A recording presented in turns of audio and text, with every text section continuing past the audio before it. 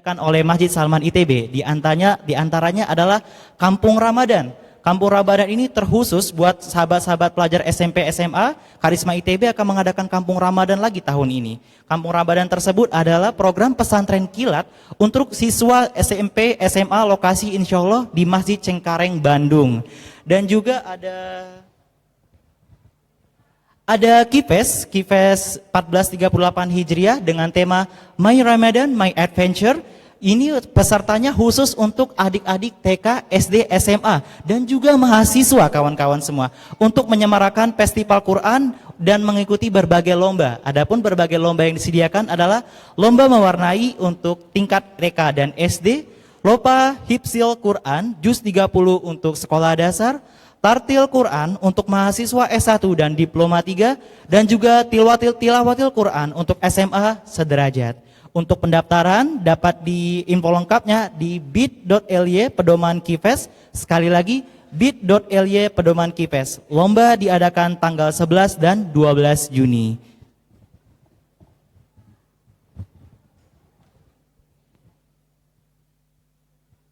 Iya, itu merupakan pengumuman-pengumuman yang telah saya sampaikan mengenai kegiatan pada Salman ITB, kajian inspirasi Ramadan pada tahun ini, dan tentunya untuk untuk dapat mendapatkan pahala di sisi Allah Subhanahu wa taala, dan semoga acara kajian kita pada sore hari ini berikan kelancaran.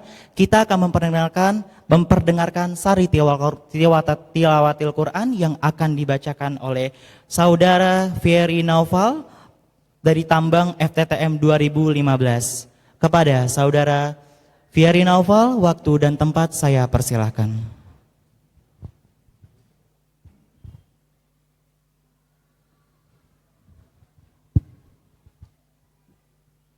Bismillahirrahmanirrahim. Assalamualaikum warahmatullahi wabarakatuh. Insyaallah saya akan membacakan surah Qaf, surah ke-50, mulai dari ayat 38 sampai akhir surah ayat 45. A'udzu billahi minasy syaithanir rajim. Bismillahirrahmanirrahim. وَلَقَدْ خَلَقْنَا السَّمَاوَاتِ وَالْأَرْضَ وَمَا بَيْنَهُمَا فِي 6 أَيَّامٍ وَمَا مَسَّنَا مِن لُّغُوبٍ فاصبر على ما يقولون وسبح بحمد ربك قبل طلوع الشمس وقبل الغروب ومن الليل فسبحه وأدبار السجود واستمع يوم ينادي المناد من مكان قريب يوم يسمعون الصيحة بالحق ذلك يوم الخروج إنا نحن نحيي ونميت وإلينا المصير يوم تشقق الأرض عنهم سراعا ذلك حشر علينا يسير نحن أعلم بما يقولون وما أنت عليهم بجبار فذكر بالقرآن من يخاف وعيد. Ku berlindung pada Allah dari godaan syaitan yang terkutuk dengan menyebut nama Allah yang Maha Pengasih lagi Maha Penyayang. Dan sungguh kami telah menciptakan langit dan bumi dan apa yang ada antara keduanya dalam 6 masa, dan kami tidak merasa letih sedikit pun. Maka bersabarlah engkau Muhammad terhadap apa yang mereka katakan, dan bertasbihlah dengan memuji Tuhanmu sebelum matahari terbit dan sebelum terbenam. Dan bertasbihlah kepadanya pada malam hari dan setiap selesai salat. Dan dengarkanlah seruan pada hari ketika penyeru, yaitu malaikat, menyeru dari tempat yang dekat. Pada hari ketika mereka mendengar suara dahsyat dengan sebenarnya, itulah hari keluar dari kubur. Sungguh, kami yang menghidupkan dan mematikan, dan kepada kami tempat kembali. Pada hari ketika bumi terbelah, mereka keluar dengan cepat. Yang demikian itu adalah pengumpulan yang mudah bagi kami. Kami lebih mengetahui tentang apa yang mereka katakan, dan engkau Muhammad bukanlah seorang pemaksa terhadap mereka. Maka berilah peringatan dengan Al-Quran kepada siapapun yang takut kepada ancamanku. Sadaqallahul azim. Maha dan Allah dan segala firman-Nya. Terima kasih. Wassalamualaikum warahmatullahi wabarakatuh.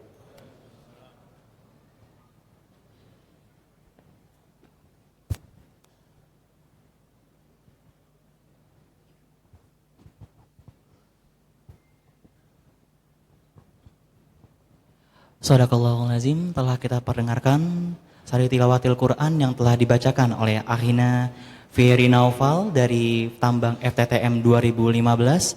Semoga bagi yang membaca dan kita yang mendengarkan mendapatkan rahmat dan pahala di sisi Allah Subhanahu wa taala. Amin ya rabbal alamin. Iya, selanjutnya di sini saya ingin mengucapkan terima kasih kepada pihak-pihak yang telah berkontribusi besar demi tercapainya dan berjalan lancarnya acara kajian inspirasi Ramadan pada tahun 2017 pada tahun ini. Terima kasih kepada Telkomsel, terima kasih kepada Pertamina, terima kasih kepada Peruri, Elzata, Wardah dan Syafira, dan tentunya perusahaan gas negara. Dan acara kajian inspirasi Ramadan 2017 ini juga di media partneri oleh KLCBCS, Designs of Life, dan Republika.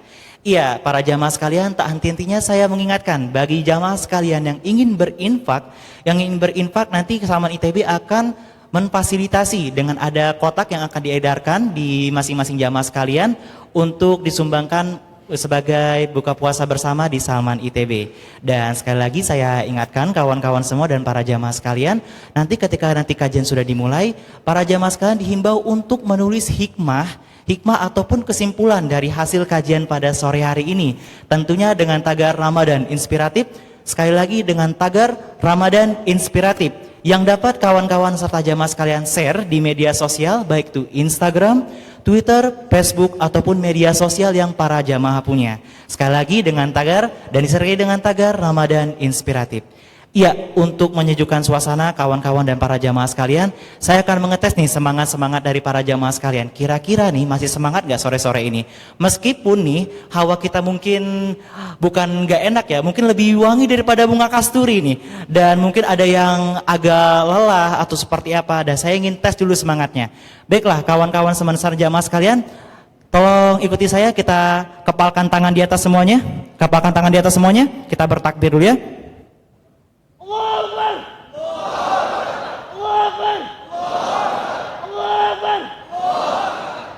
Iya, ternyata masih pada semangat semua ya. Semoga semangat-semangat kita nih selalu terjaga nih. Bahkan gak hanya di tanggal 4 Juni ini, sampai mungkin tanggal 25 Juni nanti di mana kita akan merayakan Hari Raya Idul Fitri. Semoga semangat kita semakin terjaga dan uhwah kita semakin erat nih kawan-kawan semua. Iya. Untuk kawan-kawan semua di sini mungkin ada yang datang ada yang masih kuliah di sini? Ada yang masih kuliah? Oh, masih banyak ya. Ada yang berstatus sebagai karyawan seperti saya? Di sini datangnya semua dari Bandung atau ada dari luar daerah nih kalau boleh saya tahu? Dari Bandung semua ya? Mungkin ada yang luar daerah ya? Kalau luar daerah, ada yang dari Jakarta enggak? Ada ya? Mungkin sedikit mungkin. Iya, mungkin kita bersyukur kawan-kawan serta jamaah semua yang ada di sini. Mungkin di luar sana pada sore-sore ini mungkin ada istilah yang namanya ngabuburit. Ngabuburit ada yang berzina atau seperti apa, namun subhanallah kita semua di sini diringankan langkahnya oleh Allah Subhanahu wa taala untuk hadir di sini dan menimba ilmu, tentunya dengan materi yang sangat luar biasa yang sudah disediakan oleh panitia pelaksana Ramadan kali ini. Baiklah, tanpa basa-basi lagi saya akan membacakan profil yang akan memandu acara talk show kita pada sore hari ini. Tentunya profil Sahabat saya ini akan saya bacakan. Yang pertama sahabat saya namanya adalah Ahmad Wali Randi.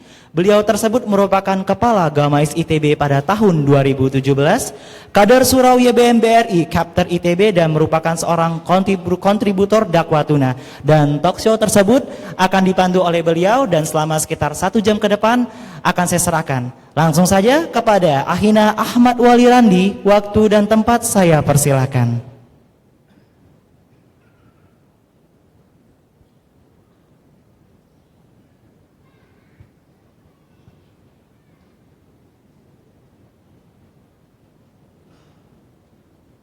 Iya, kita masih menunggu untuk Ahina Ahmad Wali Randi untuk dapat menuju ke depan.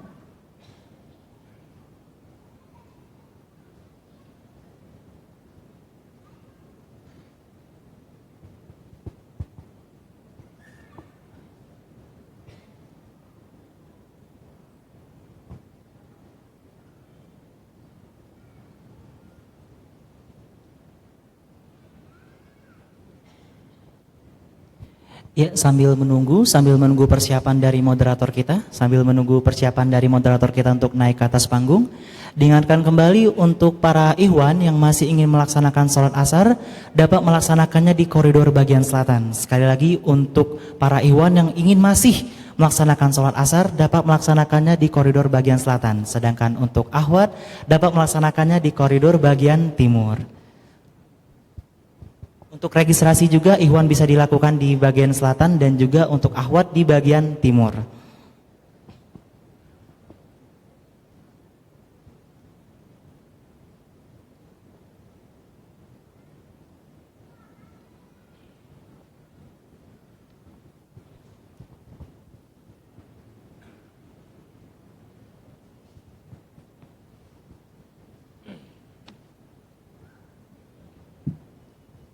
Ya. Bismillahirrahmanirrahim. Alhamdulillahirabbil alamin. Alhamdulillahilladzi allafa baina qulubina wa ja'alana ikhwanan mutahabbina amilina da'ina mujahidina fi sabilillah. Asyhadu an la ilaha illallah syahadatan sidqin wa haqqin wa asyhadu anna Muhammadan al-mab'uts rahmatan lil alamin. Uhayyukum bi tahiyyatil Islam, tahiyyat ahlil jannah, tahiyyatan min indillah. Assalamualaikum warahmatullahi wabarakatuh. A'udzu billahi minasyaitonir rajim. Bismillahirrahmanirrahim. Inna nahnu nazzalna dzikra wa inna lahu lahafizun. Al-ayah. Wa an Anas bin Malik radhiyallahu anhu qala Rasulullah sallallahu alaihi wasallam, innallaha ta'ala ahlaini. Qala wa sahabah, ya Rasulullah, man hum? Qala hum ahlul Qur'an, ahlullahi wa khassatuhu. Alhamdulillahirabbil alamin. Segala puji bagi Allah, Rabb semesta alam, karena telah menjadikan kita saudara seiman, menjadikan kita dapat berada di sini untuk sama-sama menimba ilmu. Salat serta salam semoga selalu tercurahkan kepada Nabi Muhammad SAW, kepada para sahabatnya, kepada para keluarganya, dan juga kepada kita semua hingga akhir zaman, insyaallah. Insyaallah pada kesempatan kali ini dalam Inspirasi Ramadan, kita sama-sama akan mendengarkan inspirasi dari salah satu negarawan kita, yaitu Tuanku Guru Bajang Dr. Kiai Haji Muhammad Zainul Majdi MA. Beliau alhamdulillah sudah hadir di tengah-tengah kita. Sebelumnya saya akan membacakan kurikulum vitae dari beliau. Nama lengkap Dr. Kiai Haji Tuanku Guru Bajang Muhammad Zainul Majdi MA. Tepat tanggal lahir Pancor 31 Mei 1972. Saat ini sedang menjabat sebagai Gubernur Nusa Tenggara Barat periode kedua, dan alhamdulillah beliau merupakan salah satu negarawan yang saat ini digadang-gadangkan menjadi RI 1 insyaallah. Allahu Akbar. Dan yang paling penting, beliau ini adalah salah seorang hafiz Quran. Di antara 4 gubernur yang ada di Indonesia, beliau adalah salah satunya yang menjadi seorang negarawan, ini seorang pejabat Republik Indonesia, dan beliau juga hafiz Al-Quran. Dan insya Allah menjadi keluarga Allah seperti yang tadi saya sebutkan dalam hadisnya. Beliau 3 tahun, 3 jenjang perkuliahan S1, S2, S3 berkuliah di Al-Azhar University, Fakultas Usuluddin, jurusan tafsir dan ilmu Al-Quran hingga jenjang doktoralnya. Jadi dari sejak S1 hingga S3 memang fokus dalam Al-Quran, khususnya di jurusan tafsir. Dalam riwayat organisasi pekerjaan, beliau ini sejak 1999 hingga sekarang masih menjadi Rais Am Dewan Tanfidiyah Pengurus Besar Nahdlatul Wathon. Dari tahun 2000 hingga sekarang masih menjadi Ketua YPH PPD Nahdlatul Wathon Pancor. Dan dari tahun 2004 sampai hingga 2008 anggota DPR RI. Dan dari 2008 hingga 2018 nanti selama 2 periode menjabat sebagai Gubernur Nusa Tenggara Barat. Dan sejak beliau menjadi gubernur dari tahun 2008 sudah banyak penghargaan yang beliau raih. Kalau misalnya saya sebutkan satu persatu kayaknya akan tidak cukup waktunya ya. Jadi mungkin para jemaah bisa melihat prestasi yang diraihnya, penghargaan dari tahun 2008 hingga tahun 2017. Nah, untuk itu, untuk mengefektifkan waktu kita, mari kita sama-sama panggil salah satu negarawan besar kita yang juga seorang hafiz Al-Quran, Tuanku Guru Bajang Dr. Kiai Haji Muhammad Zainul Majdi MA. Kepada beliau dipersilahkan. Kita sambut dengan takbir. Allahu Akbar.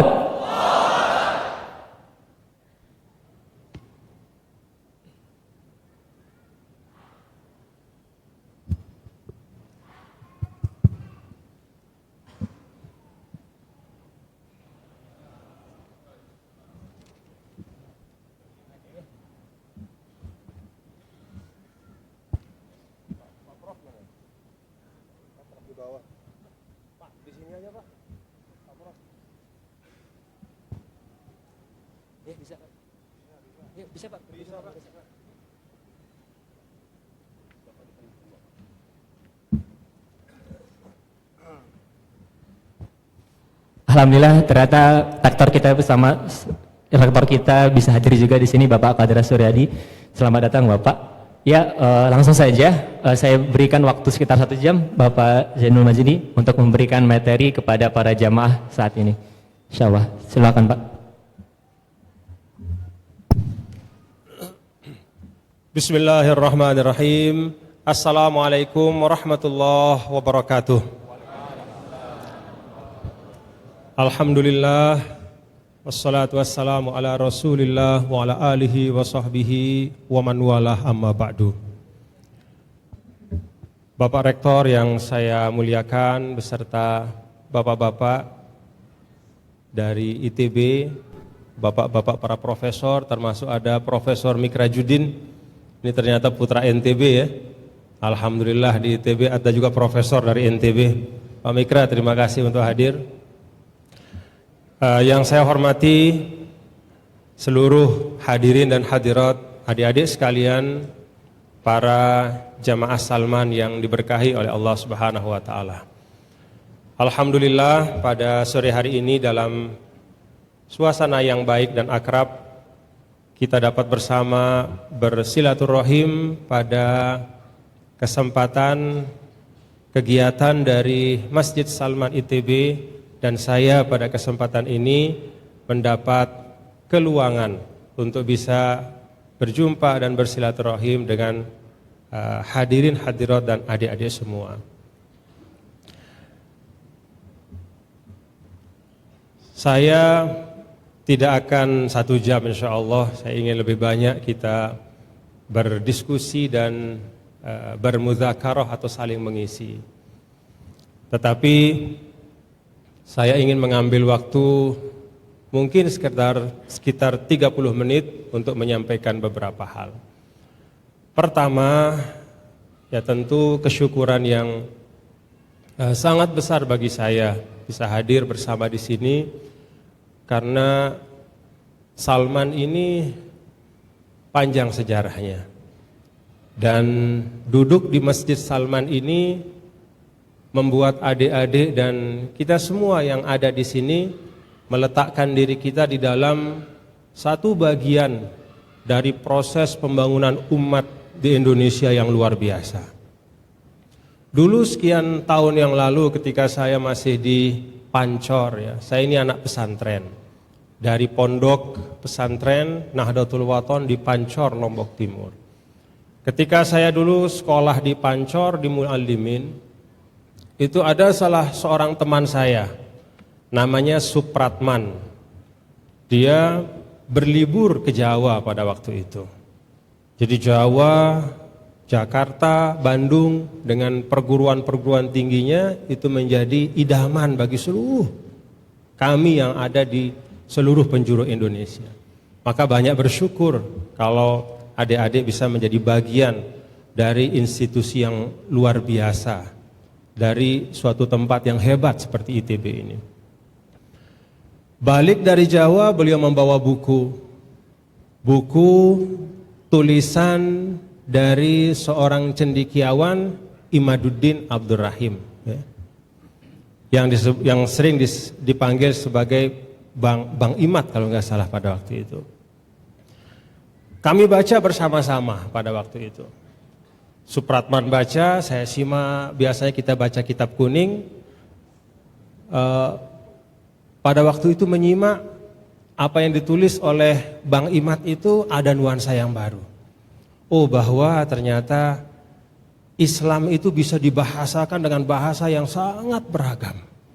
Bahwa ternyata berjuang untuk Islam itu tidak mesti berangkat dari pondok pesantren, tapi bisa berangkat dari kampus-kampus umum, bisa berangkat dari institut-institut, universitas-universitas. Dan ternyata setelah beberapa waktu saya selesai membaca buku itu, saya pinjam dari teman saya kemudian tahu bahwa ternyata Bang Imad itu hebat bukan hanya karena beliau adalah seorang yang ada di ITB, tapi beliau hebat karena gemblengan dari Masjid Salman. Bahkan Bang Imad itu adalah termasuk muassis ya, founder atau pendiri. Maka kalau dulu saya membaca buku beliau ada semangat untuk merelevansikan tauhid. Bagaimana tauhid itu tidak hanya kokoh di hati, tajam di lidah kita, bisa menggerakkan hati orang untuk berhidayah, tapi juga untuk membangun suatu peradaban yang luar biasa. Saya baca semangat itu di dalam tulisan Bang Imad pada waktu itu. Selalu berangkat dari tauhid. Selalu berangkat dari la ilaha illallah Muhammadur Rasulullah. Saya berharap semangat dari Bang Imad yang tertuang di dalam buku beliau itu bisa diwarisi oleh adik-adik dan kita semua.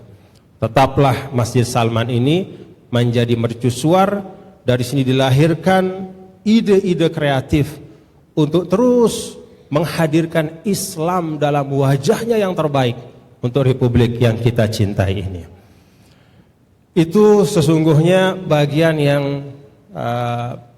membuat saya sangat bersyukur ketika dapat hadir di sini, bahwa saya bisa menjadi bagian dari keluarga besar yang ada di sini di Masjid Salman.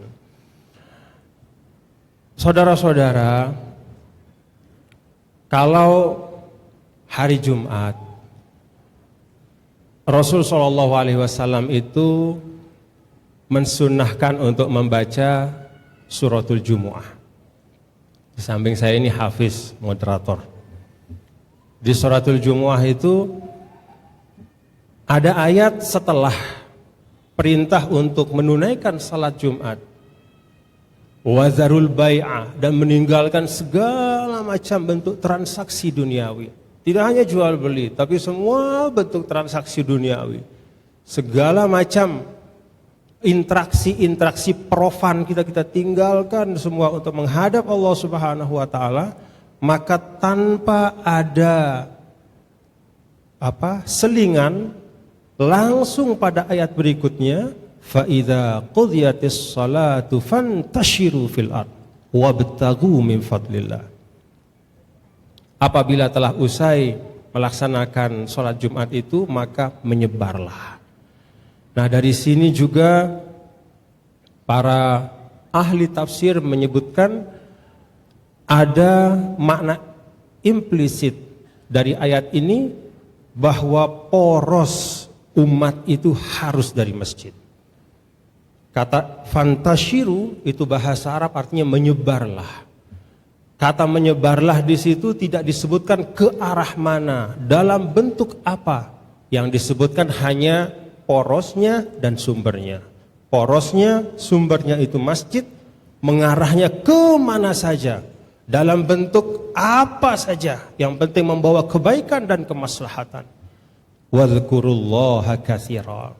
Tetap diikat proses itu dengan meletakkannya dalam konteks mengingat dan menghambakan diri kepada Allah Subhanahu wa taala. Saya menyampaikan ini dan menurut saya ini penting untuk adik-adik semua menyadari pentingnya diri adik-adik sekarang ini. Anda harus menghargai betul di mana Anda berada. Anda harus menghargai betul posisi Anda sekarang diletakkan oleh Allah Subhanahu wa taala.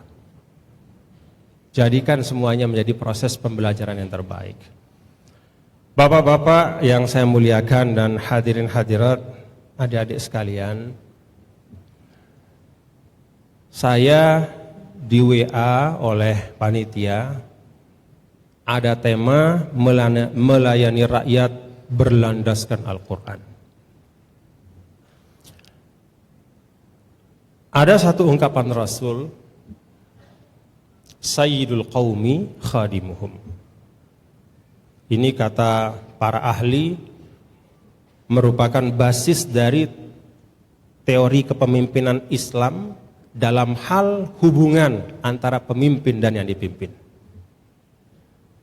Arti dari hadis ini, pemimpin suatu kaum adalah pelayan mereka.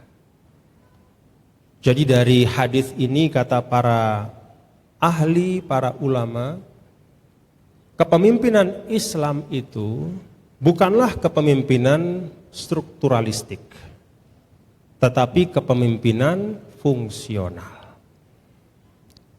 Itu sebabnya ketika seorang Persia datang untuk menemui Khalifah Umar di Madinah, beliau terheran-heran karena menjumpai Umar bukan berada di istana yang megah, tapi di bawah pohon kurma. Kata orang itu, benar engkau Khalifah Umar itu yang melegenda namanya, yang namanya saja membuat kami bergetar dari jarak sekian ribu kilometer, saking takutnya mendengar namamu, orang yang paling hebat, jago perang. Iya, saya Umar. Kok tidak sama dengan apa yang saya bayangkan? Kisra saya, raja saya di Persia, dulu ada dua kerajaan besar yang menghimpit Jazirah Arab itu. Satu Sasanid dan yang satu Romawi lama. Sasanid Persia itu rajanya namanya Kisra. Kisra berada di istana yang megah.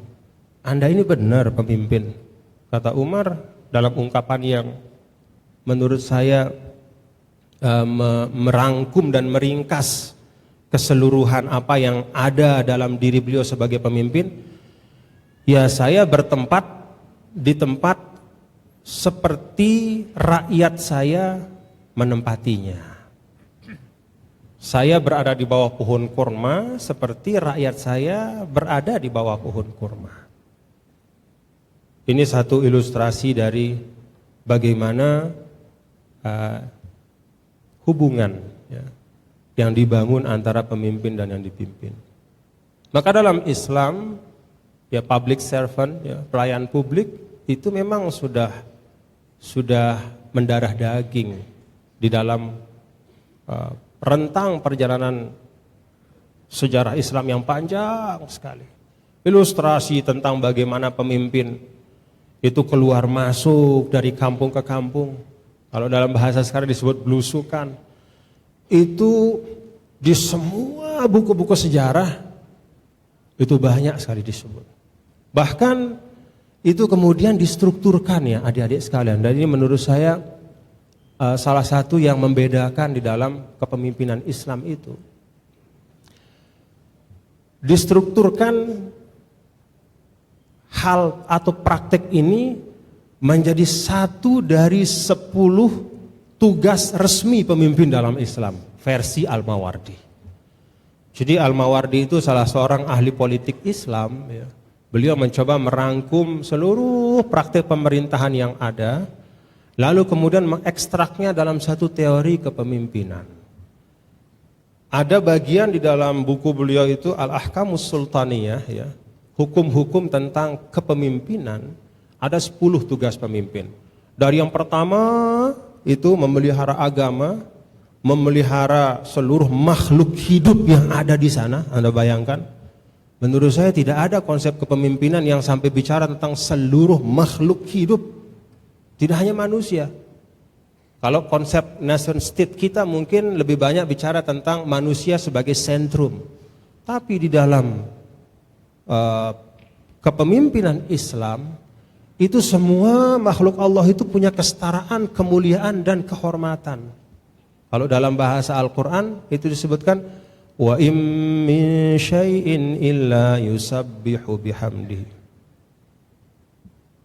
Tidak ada sesuatu yang kecuali makhluk ini, kecuali mereka bertasbih kepada Allah. Jadi tidak boleh ada eksploitasi terhadap apapun makhluk Allah kecuali dalam bentuk yang dibenarkan menurut agama, karena mereka memiliki potensi-potensi penghambaan, karena mereka juga mendukung keseluruhan semesta ini sebagai hamba Allah. Mereka mendukung penciptaan keilahian, tujuan-tujuan penciptaan keilahian dari dunia yang maha luas ini. Jadi setelah melindungi agama, menjaga seluruh makhluk hidup, menjaga seluruh teritori, kemudian disebut yang ke-10 itu, yang disebut oleh Imam Mawardi adalah musyarafatun nas, musyarafatul umur. Musyarafatul umur itu dijelaskan oleh dia dalam ungkapan singkat, tak cukup seorang pemimpin menggariskan kebijakan, tak cukup memerintah bawahan, dia harus datang setiap saat menjangkau ujung-ujung yang paling jauh dari wilayah yang diamanahkan oleh Allah untuk melihat keadaan rakyatnya. Jadi berkhidmat bagi seorang pemimpin itu bukan aksesoris di dalam Islam, bukan juga pencitraan, bukan juga hanya penyempurna atau pelipur lara, tetapi melayani dengan hati setulus-tulusnya sampai batas yang terjauh dan melihat semua dinamika yang ada itu di lapangan, menghayatinya, itu adalah bagian utama dari tugas seorang pemimpin. Nah, seperti itulah Al-Quran juga berbicara tentang bagaimana pemimpin itu melayani rakyat. Tapi ada satu hal ya adik-adik dan saudara-saudara yang saya hormati,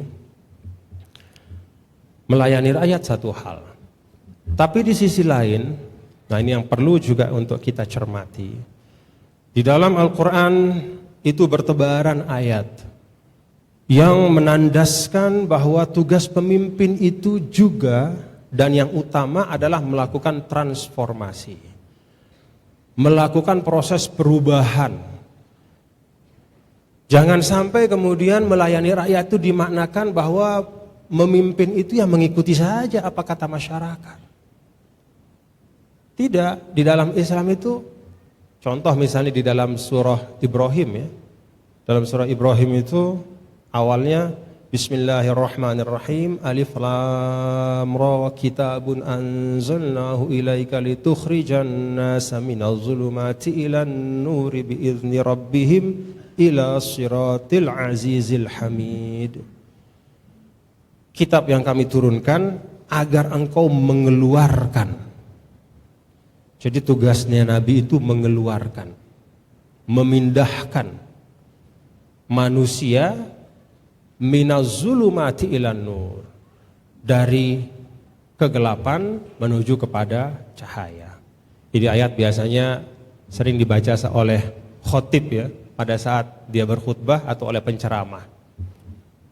Tapi inilah memang tugas Rasul sallallahu alaihi wasallam, tugas pemimpin, litukhrijan nasa minaz zulumati ilan nur. Jadi ada proses untuk melakukan perubahan kepada yang lebih baik. Bahkan pun ketika perubahan itu misalnya tidak diterima, ketika bahkan perubahan itu tidak dengan ikhlas serta merta diikuti oleh rakyat, manakala dia difondasikan pada nilai-nilai keimanan, rasionalitas yang kokoh, etika-etika dan nilai kemanusiaan yang kuat, jalan terus. Bukan artinya pemimpin itu pelayan rakyat lalu ia meletakkan kesenangan rakyat dan kesukaan rakyat di atas segala-galanya tanpa peduli arah dan cita-cita besar dari masyarakatnya itu terwujud atau tidak. Nah, dua hal ini saudara-saudara sekalian tidak perlu dipertentangkan. Karena kedua hal ini bisa terjadi bersamaan. Seorang pemimpin itu bisa menjadi seorang yang melayani rakyat dengan baik, tapi pada saat yang sama dia juga melakukan transformasi yang luar biasa. Dan tidak ada contoh yang lebih hebat selain dari contoh yang dipertunjukkan atau diperlihatkan dalam perjalanan hidup Nabi kita, Nabi besar Muhammad sallallahu alaihi wasallam. Maka dari Rasulullah SAW itu kalau kita baca di akhir surah Maryam, adik-adik lihat nggak deskripsi orang jahiliyah itu? Litubashshira bihil muttaqina wa tunzira bihi qauman ludda. Coba. Dan dalam satu idiom itu disebutkan oleh Allah qauman ludda. Ini merangkum ke semua bentuk kejahiliahan pada waktu itu. Bagaimana masyarakat pada zaman Rasulullah SAW itu diutus qauman ludda.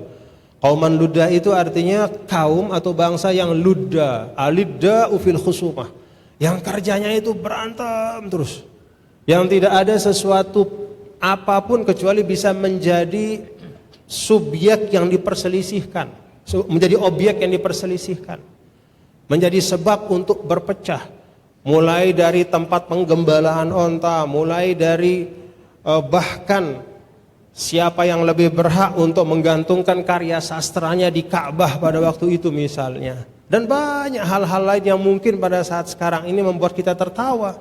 Karena itu tidak pantas untuk menjadi sumber perselisihan. Dulu itu menjadi sumber perselisihan bahkan peperangan. Bagaimana satu kaum yang dalam surah Maryam itu disebut qauman ludda, kaum yang kerjanya berantem terus, itu bisa berubah dalam waktu yang tidak lama menjadi kuntum khaira ummah. Tidak serta-merta. Nah, disitulah letak dari kepemimpinan yang secara efektif dijalankan oleh Nabi yang mulia baginda Rasul sallallahu alaihi wasallam. Apa yang kita lihat dalam kepemimpinan beliau dalam konteks melayani itu?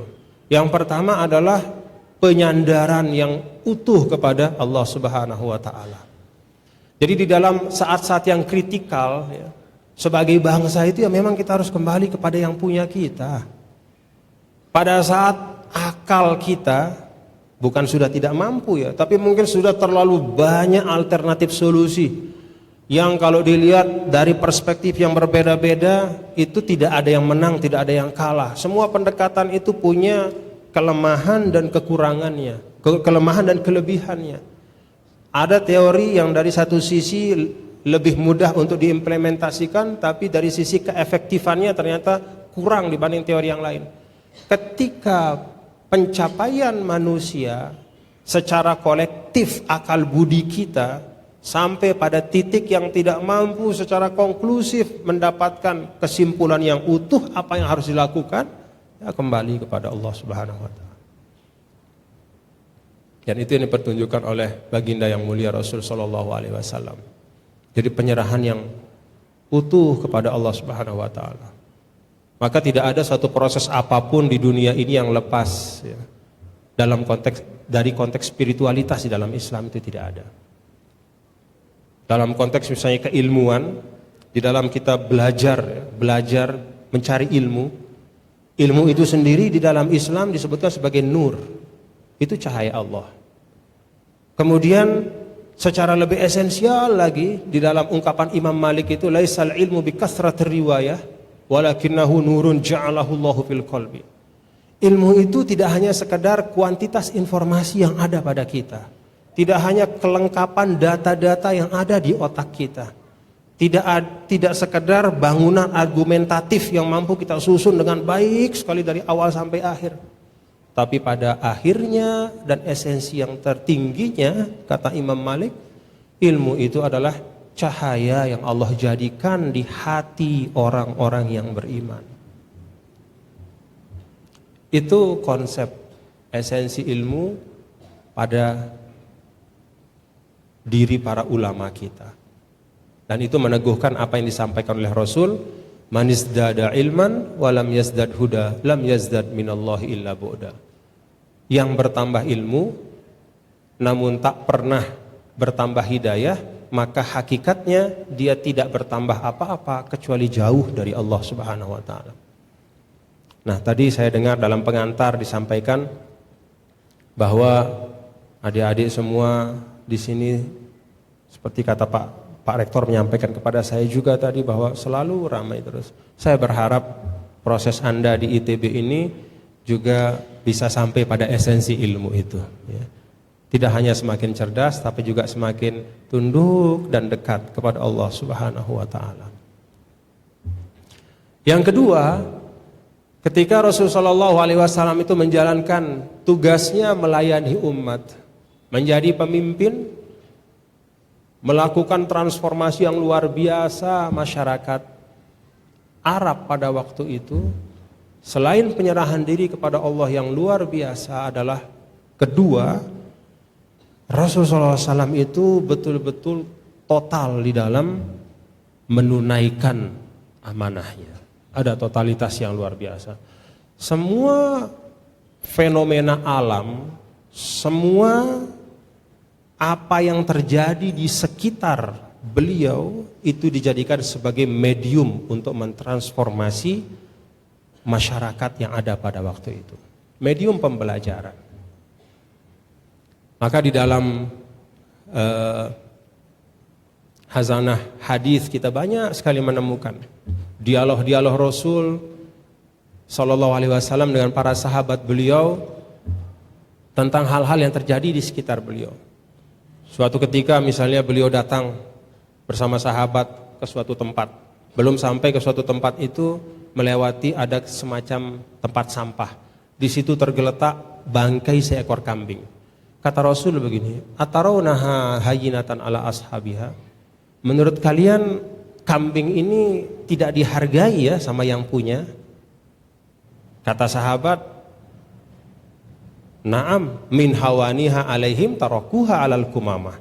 Iya, saking gak dihargainya, dia dibiarkan saja tergeletak bangkai kambing itu di atas tumpukan sampah ini. Rasul kemudian mengatakan, inna dunya ahwanu indallah min hadhihi syat li sahibiha. Dunia ini satu metafor dari Rasulullah SAW ya. Dunia ini lebih tidak ada harganya dibanding Allah dibanding dengan bangkai kambing ini bagi pemiliknya. Bukan artinya untuk meninggalkan dunia, tidak, tetapi untuk mengingatkan, ya, mengingatkan bahwa dunia itu bukan tujuan akhir. Bahwa proses yang kita lakukan ini membangun masyarakat di Madinah sekarang ini bukan ansih untuk kita hidup bagus di Madinah, tidak. Tetapi yang paling utama adalah bagaimana ini menjadi masyarakat yang diberkahi, yang betul-betul munawwarah, al-Madinatul Munawwarah. Nah, disitulah totalitas dari Rasulullah SAW. Kemudian semua apa-apa potensi yang ada pada diri manusia, tidak hanya potensi intelektual, tapi juga potensi mental. Kemudian fitrah-fitrah yang tumbuh pada diri manusia semuanya dieksploitasi dalam konteks yang positif oleh Rasulullah SAW untuk bisa mentransformasi umat. Cinta contohnya. Cinta. Dulu pada zaman sebelum datang Rasul, kata cinta di masyarakat Arab ya, itu hanya berupa puisi dan prosa saja. Jadi setinggi-tinggi ekspresi cinta itu hanya tertulis di puisi dan prosa saja. Orang Arab itu jago buat puisi cinta ya. Makanya kadang-kadang kalau kita lewat di pembangunan masjid ya, itu untuk menyemangati orang yang lagi kerja bakti, gotong royong di masjid, itu panitia pembangunan menyetel lagu Ummu Kulsum di masjid.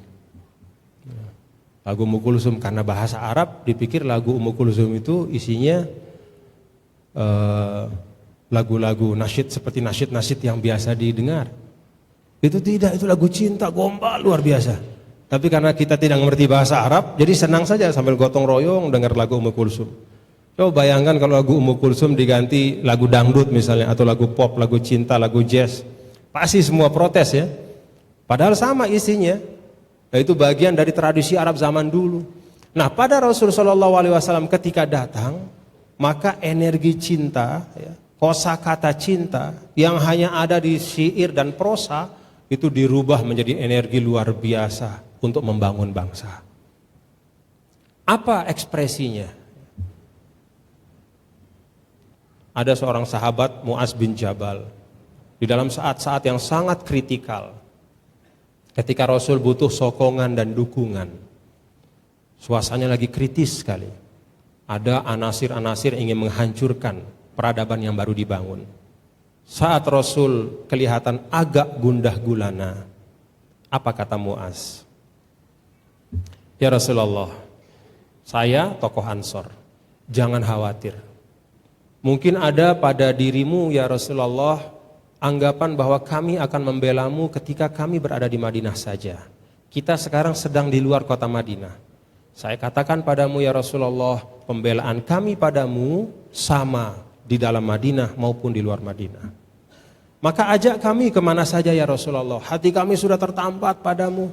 Sambung siapa yang kau sambung. Temani siapa yang kau temani. Musuhi siapa yang kau ingin musuhi.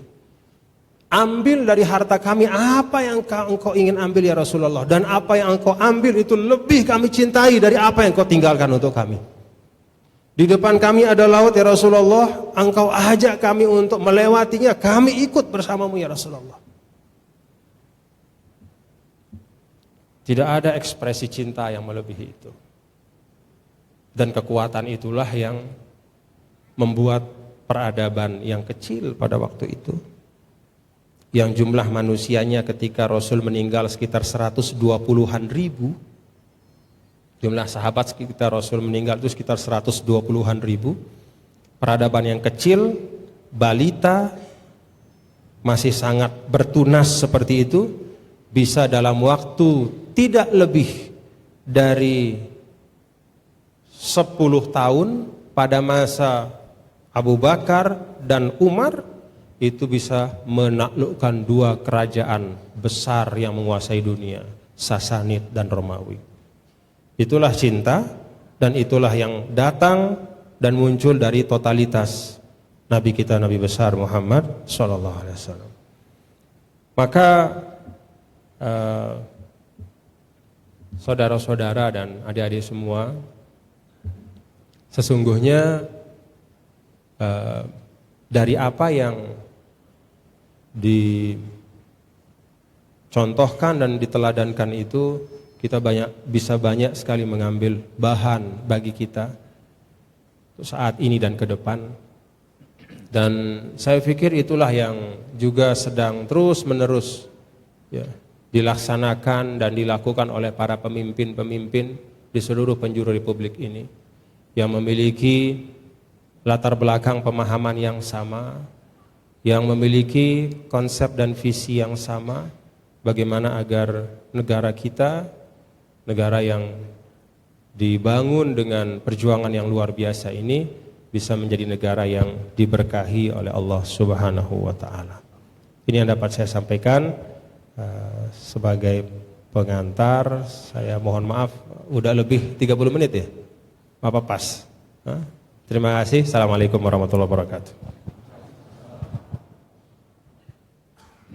Ya, alhamdulillahirrahmanirrahim, telah kita dengarkan inspirasi yang disampaikan oleh Bapak kita Muhammad Zainul Majdi. Tadi beliau sudah banyak menyampaikan kepada kita ya, dimulai dari cerita beliau terkait temannya berkaitan dengan Bang Imaduddin Abdul Rahim, salah satu muassis dari Masjid Salman ITB ini. Kemudian beliau juga menyampaikan terkait hikmah dari surat Al-Jumu'ah yang menjadikan masjid ini sebagai poros pergerakan yang seyogianya orang-orang yang aktif di dalamnya kelak itu tersebar kemana-mana untuk mengabdi kepada agama ini, kepada negara bangsa ini. Yang kemudian setelah itu beliau juga menyampaikan terkait dua prinsip kepemimpinan Islam yang utama, yaitu bahwasanya seorang pemimpin itu adalah pelayan bagi umatnya, sayyidul qaum khadimuhum. Dan yang kedua beliau juga menyampaikan bahwasanya tugas seorang pemimpin selain dia juga menjadi pelayan bagi umatnya, bagi rakyatnya, ia juga mengemban suatu amanah yang besar untuk melakukan transformasi bagi keadaan sosial, bagi rakyatnya, minadz-dzulumati ilan nur. Dan dua prinsip kepemimpinan ini bisa dicapai ketika kita mencontoh Rasulullah SAW, yang mana beliau ini dalam mengemban amanah kepemimpinan Islam yang menjadi Rasulullah SAW, beliau selalu menyandarkan dirinya kepada Allah Subhanahu Wa Taala dan juga menggerakkan para sahabatnya dengan cinta, sehingga cinta itulah yang menjadikan seluruh gerak-gerik Islam menjadi totalitas. Nah, singkat kata, saya langsung aja. Saya yakin dari para jamaah sekalian, dari teman-teman sekalian pasti banyak pertanyaan, maka saya akan membuka sesi pertanyaan dan mekanismenya kita langsung aja tektok. Jadi satu pertanyaan langsung dijawab, kemudian satu pertanyaan lagi langsung dijawab, hingga nanti maksimal pukul 17.20. Silakan mungkin dari para jamaah yang ingin bertanya. Ya mungkin Akhilang dulu yang dari belakang angkat nomor pertama. Silakan. Tadi yang kacamata siapa namanya? Antum? Ya itu. Ya. Silakan.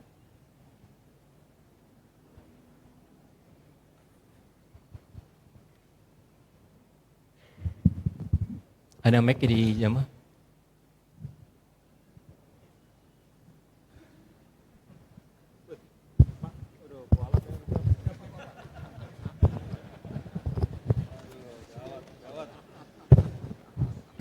Tes.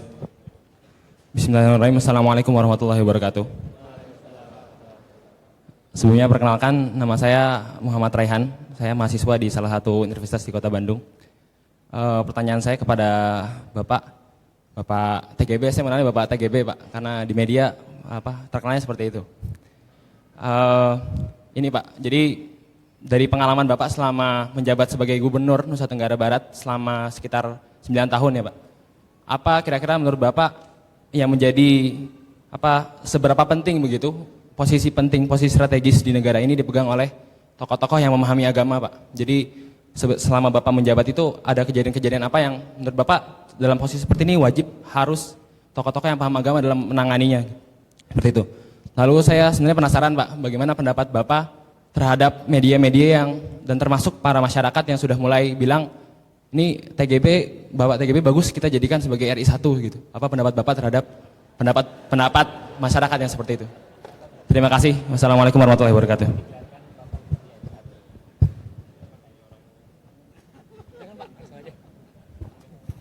Baik, terima kasih. Jadi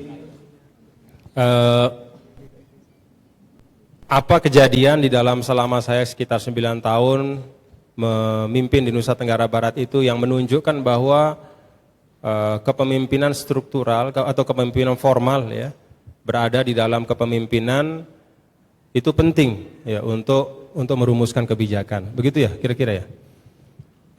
Kalau itu pertanyaannya, jawabannya ya setiap hari ya. Setiap hari masalah-masalah yang ada itu menunjukkan bahwa memang perubahan yang nyata di masyarakat itu tidak bisa diharapkan hanya bisa terwujud dari mimbar-mimbar khutbah. tapi harus dari ruang-ruang kebijakan. Ya. Dan saya sering memberi ilustrasi ya, tapi saya ilustrasikan lagi sekarang di sini ya. Jadi misalnya tentang tentang ekonomi rakyat kita. Indonesia ini strukturnya kan UMKM paling banyak. Dan UMKM itu ya berbasis ya di desa-desa dan di kota-kota kecil ya di seluruh penjuru Republik ini. Siapa UMKM itu? Ya ibu-ibu, kemudian anak-anak muda dan masyarakat yang mempunyai usaha-usaha kecil-kecilan. Dari itulah mereka pertama bisa memenuhi kebutuhannya, kemudian bisa mendidik anaknya, dan kalau ada yang lebih itu bisa digunakan untuk aktivitas sosial. Misalnya membangun masjid, membangun sekolah, ikut bersama-sama membangun panti asuhan, dan institusi-institusi sosial lain yang menopang kohesivitas kita di bawah, grassroots. Ini berpuluh-puluh tahun terjadi seperti itu. Nah kemudian pada akhir-akhir ini ada satu gelombang yang masuk sampai ke desa-desa berupa pemodal yang kemudian membangun toko-toko retail modern. Dibangunlah, kalau dulu toko-toko retail itu hanya sebatas di kabupaten, dulu sekali. Lalu lama-lama tidak ada yang masuk ke kecamatan. Kemudian sekarang udah masuk ke desa-desa, masuk ke semua sentra-sentra ekonomi rakyat. Yang terjadi apa? Yang terjadi adalah tetap ada terjadi pertumbuhan ekonomi karena konsumsi masyarakat tetap ada, orang tetap butuh barang yang kemudian dia beli, tapi aktor ekonomi itu berubah. Kalau dulu aktor ekonomi adalah masyarakat di sana yang punya usaha-usaha kecil, warung-warung kecil, ibu-ibu apa semua itu, maka kemudian ketika masuk retail modern dengan gemerlapnya, dengan desainnya yang menarik, akhirnya satu demi satu pelaku ekonomi lokal itu mati. Ekonomi tetap tumbuh secara statistik, tapi uang tidak lagi beredar di daerah itu karena aktor ekonominya bukan di situ lagi. Uang itu disedot kepada pemilik modal. Nah, ini menurut kita semua prioritas enggak untuk kita tangani? Menurut saya prioritas. Karena sila kelima itu keadilan sosial bagi seluruh rakyat Indonesia. Dan salah satu yang penting kan keadilan ekonomi. Diperjuangkan luar biasa juga oleh pemerintah sekarang. Terus ada skema-skema untuk bisa memperkecil jurang itu. Nah, artinya apa? Mengatasi masalah seperti ini tidak bisa dari mimbar masjid. Tapi harus ada regulasi yang dibangun untuk pembatasan misalnya. Di satu sisi dibatasi yang sudah terlalu besar, di sisi yang lain difasilitasi yang lemah untuk bisa bersaing. Fasilitasinya apa? Ada kemudahan dalam sisi perizinan, kemudahan dari sisi akses kepada lembaga keuangan dan seterusnya. Kalau tidak, rasio Gini kita akan terus meningkat. Alhamdulillah sekarang 0,39 secara nasional, NTB alhamdulillah di bawah nasional 0,36. Kenapa? Karena dari rasio Gini ini kita bisa mencium bau dari keadilan yang hakiki itu. Kalau gemerlap di mana-mana tumbuh gedung-gedung yang hebat-hebat, tetapi Gini rasio kita meningkat, itu artinya kesenjangan semakin besar. Yang kita cium bukan lagi keadilan yang hakiki, tapi bau yang tidak baik yang akan merusak masyarakat. Nah ini bisa dirubah hanya dari kebijakan. Nah itu termasuk yang dirumuskan di NTB juga. Nah kemudian masalah kesehatan juga, masalah pendidikan, masalah akses ekonomi, akses masyarakat terhadap lembaga-lembaga keuangan. Bagaimana menciptakan segmen-segmen yang memungkinkan masyarakat untuk ikut berpartisipasi di situ, membangun kekuatan ekonomi. Nah ini semua hanya bisa dari kebijakan. Jadi menurut saya penting betul, ya. Dan saya pikir untuk hal ini mungkin alumni ITB bisa ditanya ya, yang sudah memang malang melintang di Republik dari puncak dan semua sektor. Saya yakin punya jawaban yang sama bahwa ketika mereka berada di ranah formal itu, mereka bisa melakukan banyak hal yang sebelumnya tidak bisa dilakukan. Kemudian yang kedua, tadi tentang apa itu? Oh iya, yaitu Tidak begini, jadi begini ya. Suara itu ada ya. Suara itu ada. Ya, tapi bagaimana? Kan serba salah ya. Mau dibantah nanti dianggap bantahannya tidak benar. Mau diiyakan ya bukan juga itu menjadi tujuan.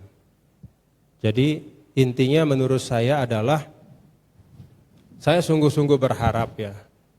Kalau sekarang disebut adalah era di mana energi umat itu sangat besar, maka saya berharap betul agar energi yang besar ini bisa dikanalisasi dalam bentuk yang baik, diarahkan, dan di dalam proses kanalisasi itu kemudian akan lahir apa hal-hal yang bisa mendukung umat ya. Tidak usah masuk ke nama, tapi biarkan saja energi yang besar itu dikanalisasi sambil berdoa kepada Allah ya. Dan apapun nanti yang muncul ya, inisiatif-inisiatif atau apapun ya, selama itu membawa kepada umat ya harus dijaga dan dirawat bersama. Kan energi umat itu besar, tapi akan tidak ada artinya kalau dia terpecah-pecah ya. Seperti kata, ini sedikit ilustrasi ya, Umar bin Abdul Aziz didatangi oleh bibinya. Bibinya diutus oleh para pangeran Bani Umayyah dulu yang merasa terganggu oleh kebijakan Umar bin Abdul Aziz ya, untuk mengembalikan sumber daya yang ada itu ke masyarakat. Dulu sebelum beliau menjadi khalifah itu tanah-tanah negara diambil-ambil oleh sembarang pangeran-pangeran yang ada. Naik beliau dibalikin. Padahal beliau juga satu keluarga dengan yang ngambil itu. Maka diutuslah bibinya. Begitu diutus bibinya, bibi itu mengatakan, Umar berhentilah begini. Paman-pamanmu sudah marah semua. Apa kata Umar? Bibi, umat ini dengan semua sumber dayanya seperti satu sungai besar. Besar sekali sungai itu. Dirawatlah sungai itu oleh Rasul sallallahu alaihi wasallam. Ketika Abu Bakar, Umar, Utsman seperti itu juga dirawat. Datang khalifah setelahnya, setelah Ali bin Abi Thalib, maka mulailah ada yang membuat sungai-sungai kecil. Dibuatlah sungai-sungai kecil sedemikian banyaknya sehingga akhirnya sungai yang besar itu menjadi kering dan tidak ada artinya. Energi yang besar kalau kemudian bocor kemana-mana menjadi hal-hal yang tidak baik dan kontraproduktif, yaitu adalah hal yang tidak akan membawa kebaikan kepada umat. Sehingga suara-suara seperti itu ya, suara kepada saya, suara kepada Kang Aher, suara kepada Pak Dekaro, suara kepada mungkin banyak anak-anak bangsa suara kepada banyaklah harapan-harapan, yaitu adalah menurut saya ya itu suatu bentuk masih ada harapan ya. Itu masih ada harapan. Lah bahaya betul kalau sudah merasa tidak ada harapan sehingga tidak bisa membuat-buat harapan begitu. Ya. Kan kata orang Arab, ma'abgul aisha laula wus'atul amal. Hidup ini rasanya tidak enak kalau sudah tidak ada harapan dan cita-cita. Baik secara kolektif kita sebagai satu bangsa, sebagai anak-anak muda dan kita semua, ataupun mungkin kita memiliki cita-cita kita masing-masing. Jadi ditangkap positif saja, tetapi menurut saya mari kita tangkap narasi besarnya bahwa ada harapan, ada energi, mari arahkan itu semua kepada hal-hal yang baik. Kajian di Salman ini termasuk bagian dari mengarahkan energi itu kepada hal yang baik. Terima kasih. Ya, sebelum lanjut ke pertanyaan selanjutnya, mungkin dari para jamaah bisa merapatkan softnya lagi ya. Jadi teman-teman para jamaah yang di luar, baik yang mana akhwat bisa masuk lebih dalam lagi. Lalu kemudian mic-nya setelah penanya menyampaikan pertanyaannya silahkan disampaikan ke depan ya. Selanjutnya ada yang ingin bertanya lagi, mungkin dari yang akhwatnya dulu, silakan yang di belakang. Maju ke depan teh. Di mic-nya diberikan.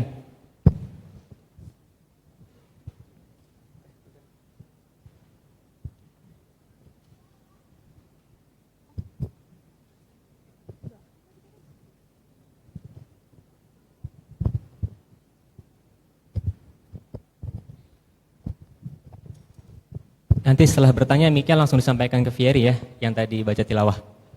Ya, silakan, langsung. Assalamualaikum warahmatullahi wabarakatuh.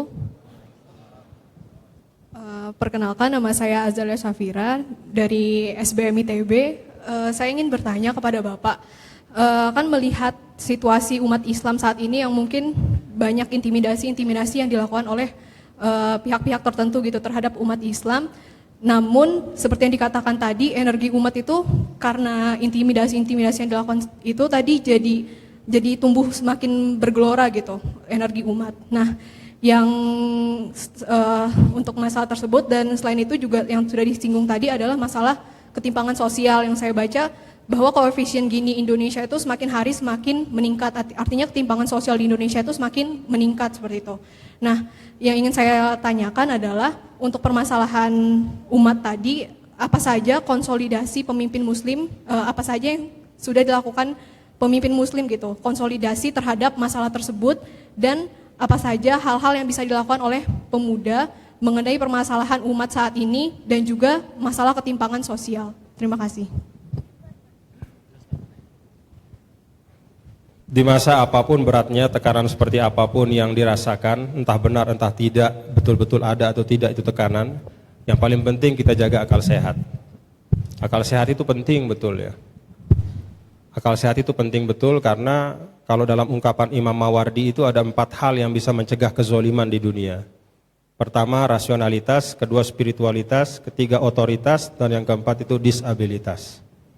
Jadi beliau meletakkan rasionalitas ya. Akal sehat. Baru yang kedua itu din, spiritualitas, keberagamaan. Yang ketiga otoritas, sultanun kohir, kekuasaan. Nah ini semua saling melengkapi. Akal sehat saja tetapi dua yang berikutnya itu tidak ada, itu juga sulit. Bahkan kadang-kadang yang ketiga itu lebih penting daripada yang pertama kadang-kadang di suatu keadaan tertentu ya. Oleh karena itu dalam situasi apapun ya, prinsip bahwa republik ini adalah amanah Allah yang harus dijaga, itu harus kita pegang teguh. Jadi bukan hanya bangsa ya, tapi republik ini republik hasil dari ijma' ulama kita dulu, kita hormati. Dengan Pancasilanya, dengan konstitusinya, kita hormati. Karena kalau kita tidak menghormati ijma' dari para ulama kita, ya, keputusan-keputusan yang disepakati oleh pendiri bangsa yang di dalamnya ada tokoh-tokoh umat, apalagi yang akan kita hormati. Jadi situasi apapun, jaga akal sehat, kita bentengi republik dan kita jaga karena ini wadah dalam perjuangan kita. Ada satu ungkapan dari para ulama, ya, ini juga tidak usah diambil secara harfiahnya, tapi semangatnya.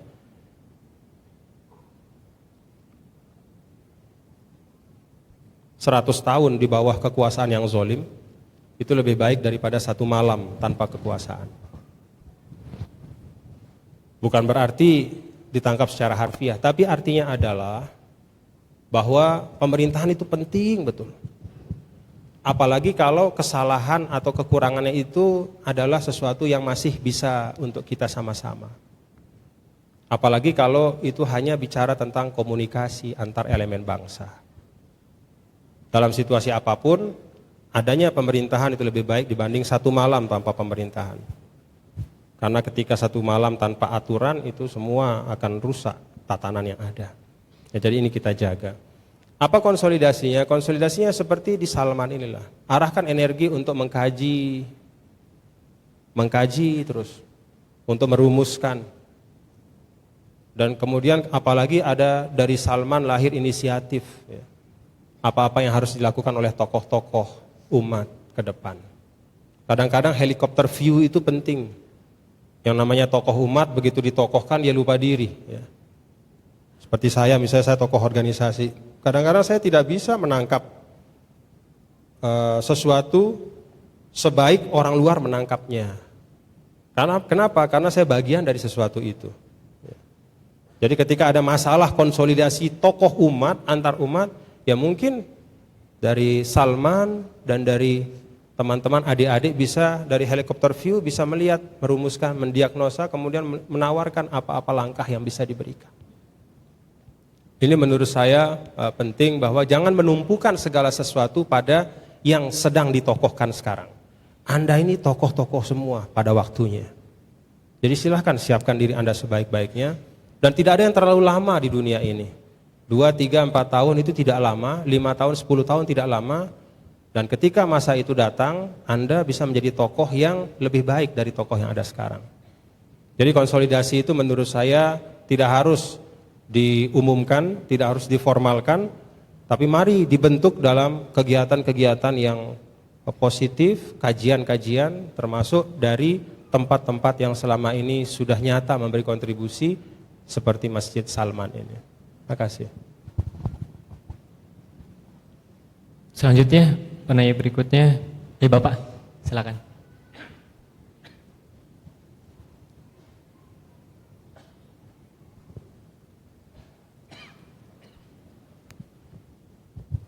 Bismillahirrahmanirrahim. Assalamualaikum warahmatullahi wabarakatuh. Nama saya Surahman, seorang PNS, Pak. Terima kasih kesempatannya, yang terhormat Kiai, bahwa yang saya rasakan selama 31 tahun di PNS, ya, bahwa aturan dan sebagainya itu sudah baik. Yang tidak ada adalah kepemimpinan yang menjadi teladan. Itu saja yang saya sampaikan. Bagaimana menurut pendapat Kiai, apakah kepemimpinan saat ini sudah makin berkurang, makin hilang, tidak sesuai lagi dengan apa yang dicontohkan oleh Rasul? Terima kasih. Wassalamualaikum warahmatullahi wabarakatuh. Sebenarnya di zaman Rasul Shallallahu Alaihi Wasallam pun bukannya tidak ada penyimpangan, penyakit sosial itu ada penyakit sosial itu. Cuma itu tidak menjadi mainstream, tetapi menjadi sesuatu yang minor dan tidak kemudian dipopulerkan. Beda antara satu zaman dengan zaman lain sebenarnya memperlakukan hal-hal yang disebut penyimpangan itu seperti apa sih? Apakah itu dianggap sebagai sesuatu yang perlu dikoreksi atau dianggap sesuatu yang biasa? Nah, saya merasa ya Bapak-bapak bahwa kepemimpinan yang ideal dalam bentuk keteladanan yang konsisten itu pasti berkontribusi untuk mengokohkan sistem yang baik. Tapi ya, bukan berarti dengan kokohnya sistem yang baik itu tidak ada penyimpangan. Pasti ada penyimpangan. Dan itu saya rasakan sendiri. Sudah lelah-lelah kita membangun satu sistem, tiba-tiba ada 1, 2, 3, 4. Ya, mau ngomong apa ya? Jadi kembali fa'alhamaha fujuraha wa taqwaha itu.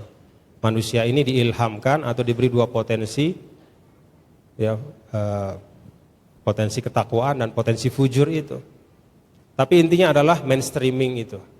Jadi kalau kita bisa membangun mainstream amal soleh, ya sukses berarti kita. Ketika bicara mainstream amal soleh, ya ada periferinya di situ pasti, yang marginal-marginal, yang ya penyimpangan-penyimpangan, tapi kan di pinggir-pinggir dan tidak menjadi tren, tidak menjadi sesuatu yang difavoritkan, dicontoh, ditiru, diteladani. Nah yang kita lakukan itu mainstreaming itu. Jadi innalladzina amanu wa amilus shalihat itu mainstreaming amal soleh. Bagaimana meletakkan amal soleh di tengah, menjadi tren, menjadi baik, menjadi disukai, menjadi dicintai, dan kalau dia tidak ada kita rindukan. Itu sebenarnya tugas kita sekarang. Dan kalau sudah tidak ada perbuatan-perbuatan yang tidak baik itu, nanti 1 dari 2 rukun atau 2 sayap amar ma'ruf nahi mungkar itu tidak terlaksana, Pak. Nahi mungkarnya nggak terlaksana, Pak. Kalau nggak ada mungkar yang dinahi, ya.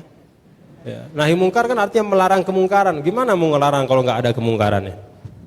Jadi artinya bahwa ya memang itulah kehidupan manusia, tapi dengan semua dinamikanya manusia itu tetap menjadi makhluk yang paling diberikan potensi yang luar biasa oleh Allah Subhanahu wa taala. Mari kita pakai potensi itu sebaik-baiknya. Allahu a'lam. Selanjutnya ada lagi bapaknya depan ya, silakan Pak.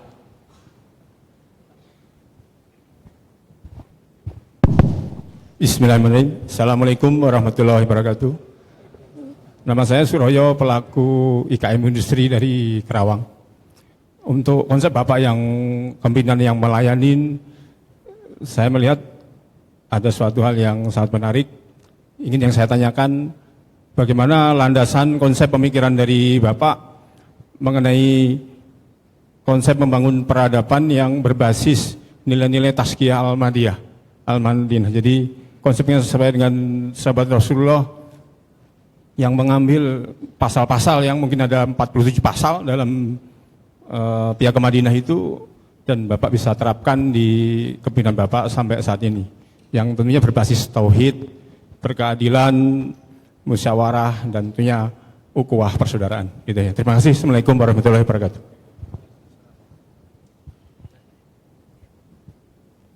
Ya, semua kita, ya, apapun latar belakang kita selama menjadi seorang muslim, pastilah ingin untuk mengambil nilai-nilai baik di dalam kita melaksanakan tugas kita dalam kehidupan ini. Sebagai Pak Rektor dan kita semualah, kita ingin mengambil nilai-nilai yang baik, menjadi inspirasi untuk kita melaksanakan tugas dengan baik. Bapak-bapak dan saudara, jadi kalau nilai-nilai itu bagaimana implementasinya, ya mungkin agak panjang Pak ya, tetapi intinya kalau saya di Nusa Tenggara Barat itu mencoba untuk bukan memilih ya, tetapi mendahulukan untuk mengambil hal-hal dari Islam yang kemanfaatan hal-hal itu juga dapat dirasakan oleh saudara-saudara kami yang non-muslim. Jadi contoh misalnya ya, kami di Nusa Tenggara Barat itu kan membangun satu segmen baru untuk pariwisata yang namanya wisata halal. Nah, ini kita ambil, kenapa kita pilih ini? Dari sekian banyak aspek pembangunan ekonomi, sektor-sektor yang bisa dibangun, yang di situ bisa dimasukkan tuntunan-tuntunan Islam. Karena wisata halal itu dalam implementasinya kemanfaatannya tidak hanya dirasakan oleh orang Islam, tapi juga oleh semua. Jadi saya memilih untuk mencoba mengadopsi nilai-nilai yang kemanfaatan dan pelaksanaannya itu dapat dirasakan oleh semua. Jadi ini masalah kita bagaimana memilih apa yang menjadi nilai-nilai yang menginspirasi kita itu. Jadi ada pilihan misalnya peraturan harus sholat 5 waktu di masjid misalnya pada PNS.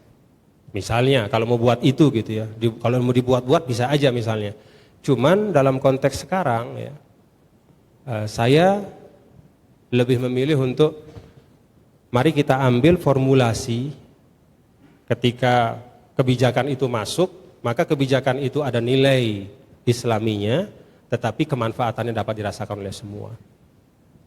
Ini yang menurut saya tantangan besar ya, karena inilah keunikan Republik kita ini, di mana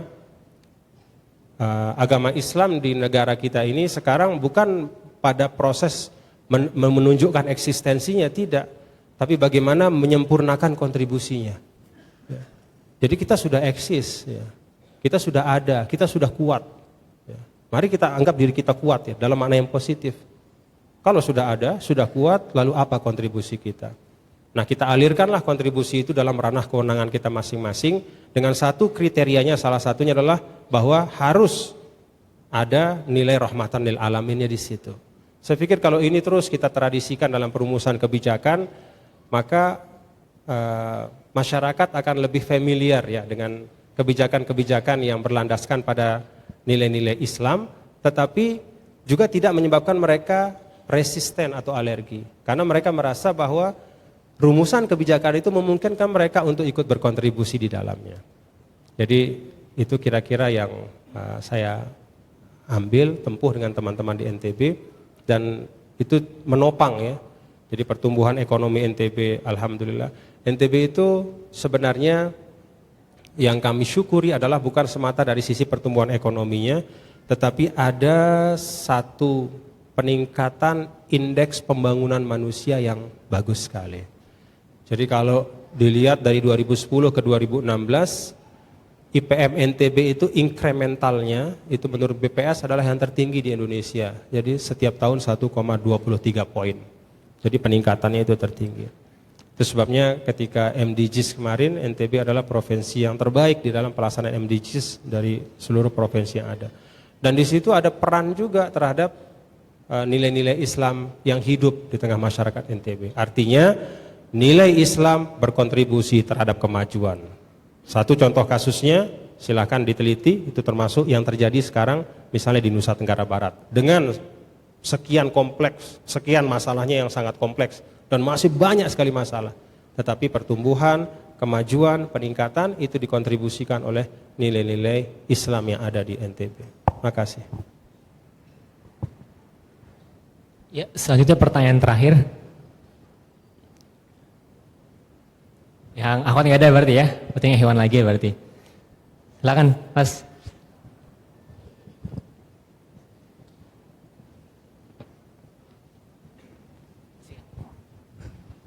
Bismillahirrahmanirrahim. Assalamualaikum warahmatullahi wabarakatuh.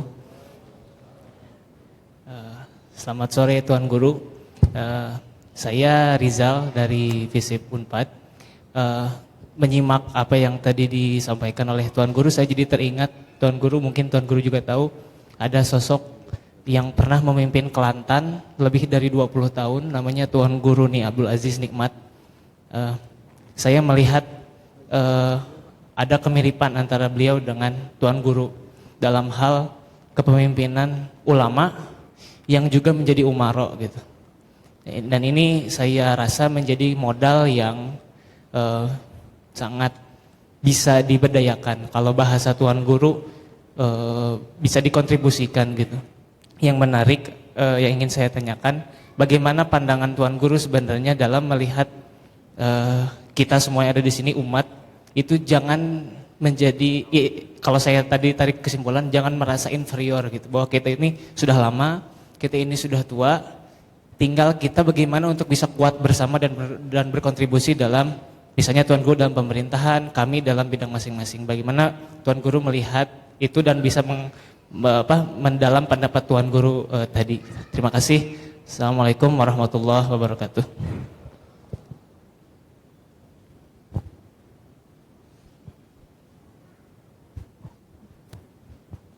Sebenarnya apa sih yang nggak ada di Bandung ya?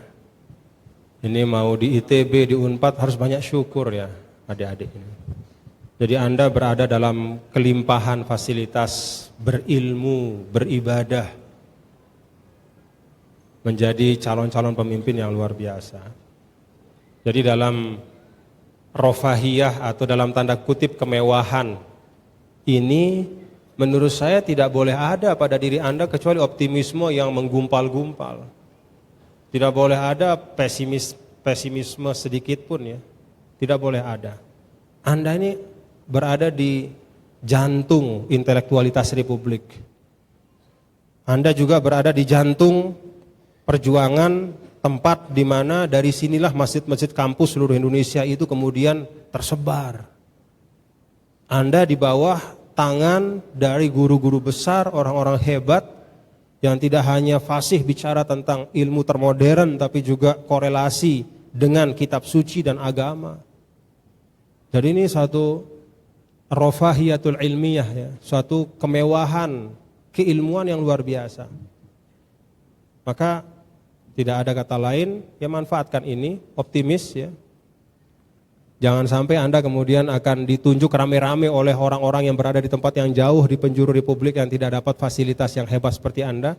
dengan mengatakan, wah itu yang di Bandung, yang di ITB, di Unpad, di mana-mana itu kok tidak memanfaatkan sebaik-baiknya apa yang ada pada diri mereka sekarang. Jadi optimislah, dan saya pikir dengan kontinuitas kegiatan Ramadan seperti ini, ramainya masjid terus seperti ini, ya, dengan hadirnya tokoh-tokoh bangsa, kecuali saya ini orang NTB biasa, ya. Tadi saya dengar ada Pak Hatta semua, ini kan transformasi luar biasa. Jadi penutup ini, adik-adik tahu kan ada hadis ya tentang silaturahim. Kata Rasul ini, siapa yang ingin panjang umur, banyak rezeki, silaturahimlah. Kata panjang umur ini lama saya pikirkan ya. Apa kira-kira yang maksud panjang umur? Kan umur kita sudah ditentukan oleh Allah. Nah ternyata ada seorang ulama pernah menyampaikan kepada saya ketika di Kairo dulu. Banyaklah kamu silaturahim kepada orang-orang berilmu. Datanglah ke majelis-majelis mereka. Kalau bisa mengundang, undanglah mereka. Karena ketika mereka bicara, mereka mensedekahkan umur Anda, umur mereka dan pengalaman mereka kepada Anda. Jadi Anda bisa saja berusia 17-18 tahun, tapi ketika Anda bicara dengan seorang tokoh yang sudah malang melintang 20, 30, 40 tahun, maka intisari, sumsum, ya, perasan dari 40 tahun itu diberi kepada Anda. 17 tahun usia biologis Anda, tapi Anda bisa 60-70 tahun dari kematangan, dari perspektif, dari kecerdasan dengan silaturahim. Dan itu terbuka di ITB. Kalau orang di NTB di kampus mana gitu ngundang Pak Hatta, nggak segampang datang ke ITB. Ya. Saya dengar dulu pernah Pak Yusuf Kala juga hadir di acara Ramadan seperti ini. Jadi Anda terbuka sekali. Maka panjangkanlah umur Anda, ya, matangkan diri Anda secepat-cepatnya di tempat ini, lalu setelah itu fantasyiru fil ard, menyebar dan memberi kebaikan. Wallahu a'lam. Terima kasih, mohon maaf. Assalamualaikum warahmatullahi wabarakatuh. Takbir, Allahu Akbar. Ya, alhamdulillah tadi dari Bapak sudah memberikan last statement ya sebagai kalimat pernyataan. Maka alhamdulillah acara Irama agenda kita pada sore ini sudah selesai. Mari kita tutup dengan hamdalah dan doa kafal majlis. Alhamdulillahirabbil alamin. Subhanakallahumma rabbana wa bihamdika asyhadu an la ilaha illa anta astaghfiruka wa atubu ilaik. Alhaqqu min rabbika fala takunanna minal mumtarin. Wassalamualaikum warahmatullahi wabarakatuh.